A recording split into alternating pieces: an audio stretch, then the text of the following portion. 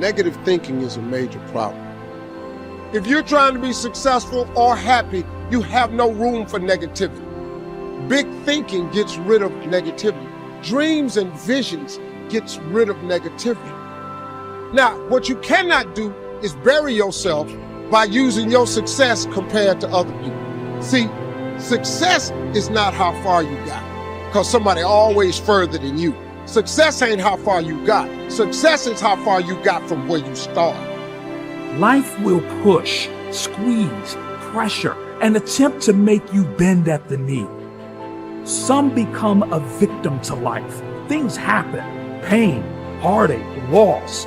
We can either be the victim or the victor to these situations.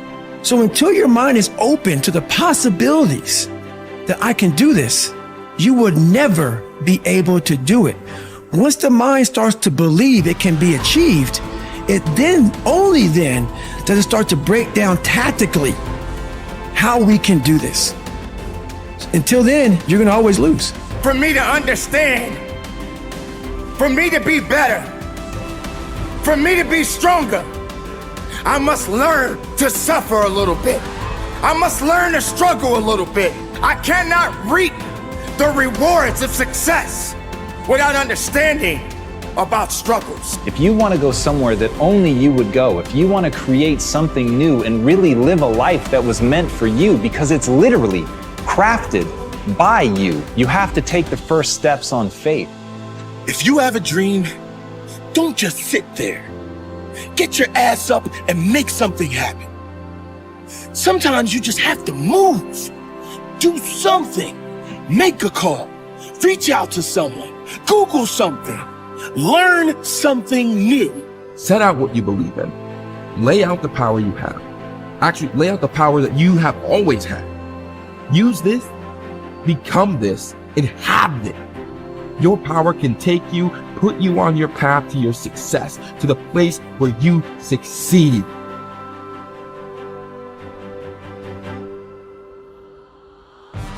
You have, and you always will have this potential to improve, this potential to adapt, and this potential to change. This is what you've been working for. Go on and receive that. Trying to get insight and see life as a puzzle, and your goal in life is to seek the adventures that piece the puzzle together. Who are you? You're the thing that transforms who you are. Now, you're also who you are, but on top of that, you're the thing that transforms who you are. You are the thing that is, and you're the thing that becomes. And you should put the thing that becomes at a higher place than the thing that is. That means you also have to allow yourself to shake off those things about you that you might be pathologically attached to, habits and people, for that matter, ways of thinking, all of those things. You have to allow yourself to shake those off, and that's more like a burning. That's why the phoenix is the symbol that it is, right? It's old and it deteriorates, it bursts into flame, and then it's reborn. It's like, well, do you want to be reborn? It's like, it's not the question. The question is, do you want to burst into flame? And the answer to that generally is no, but that's the wrong answer. The right answer is you let all that nonsense burn away. And you might say, well, I don't know what I should leave behind. And the answer to that is, that's a lie.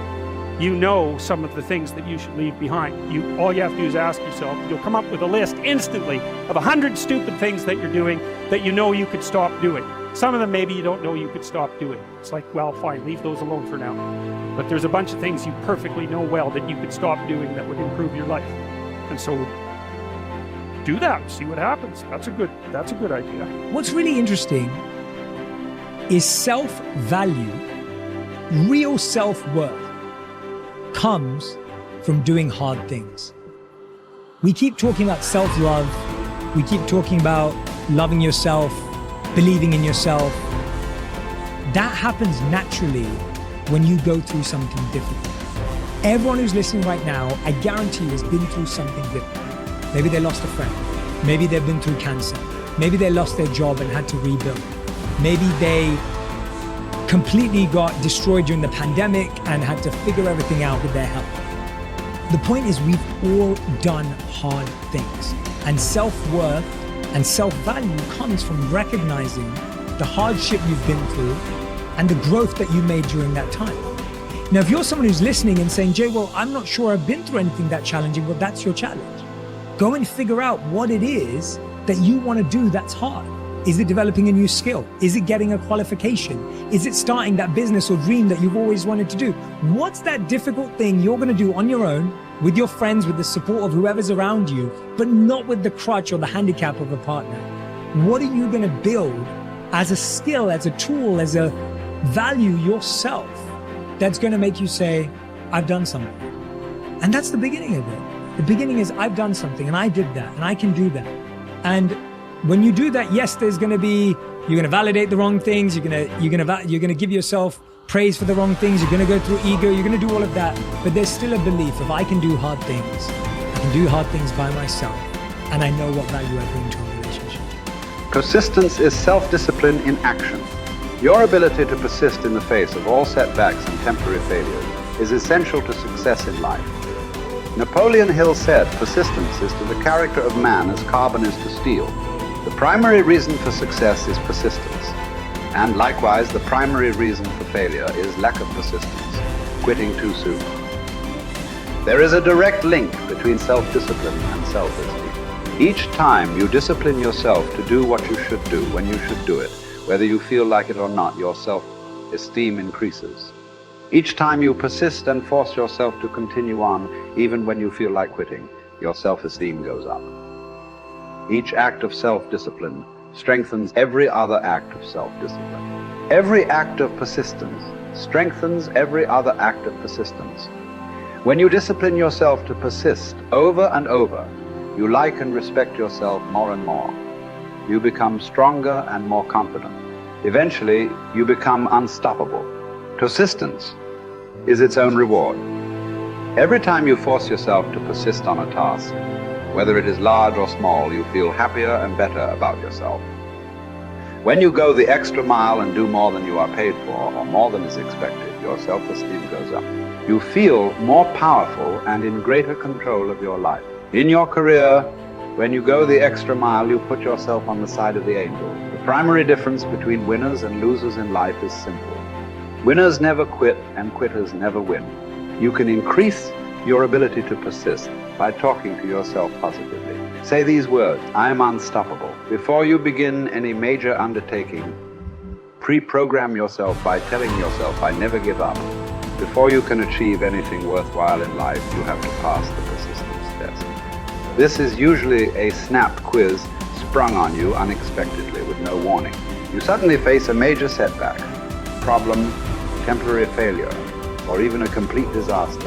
When this happens, remind yourself that this is the testing time. This is when you demonstrate what you are really made of. This is when you show yourself and others the strength of your character and your true determination to succeed, your ability to respond effectively to setbacks. Your level of responsibility is the measure of your readiness to succeed. When you experience a major setback or problem, you will feel temporarily stunned. This feeling is very much like a punch in the emotional solar plexus. You will be stopped for a few seconds or a few minutes. During this period, you will often feel discouraged or experience self-pity. You will say, why me? However, it is not how far you fall that counts, but rather how high you bounce. Your aim is to bounce back as quickly as possible. Resilience in the face of unexpected reversals is vital to long-term success. Remember the warrior's creed. I will lay me down to bleed a while and then rise and fight again. Don't be surprised, shocked, or set back when things go wrong. Your best laid plans will often fall apart. Instead, expect disappointments and setbacks as a part of life. Take a deep breath, pick up the pieces, and continue onward. Our minds, our thinking controls our destinies here on Earth to a degree totally unsuspected by the great majority of people. When you think about it a moment, it becomes so obvious, so clear and simple. Well then, if we become what we think about, and if we can control our minds, we can pretty well tell our own future. And that's the point I want to make. That's what I meant when I said earlier that each one of us is the architect of the structure fashioned by our years. This means that if we're confused about what we wish to become or accomplish, our lives, our environment will mirror that confusion. It also means that if we know what it is we seek, that it must be accomplished.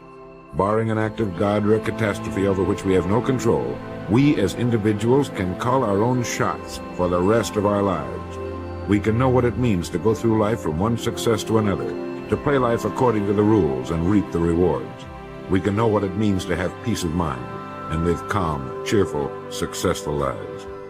You are at this moment the sum total of your thoughts to this point, for there is nothing else you can be. And 5 years from now, you can be and have anything you set your entire mind and heart upon.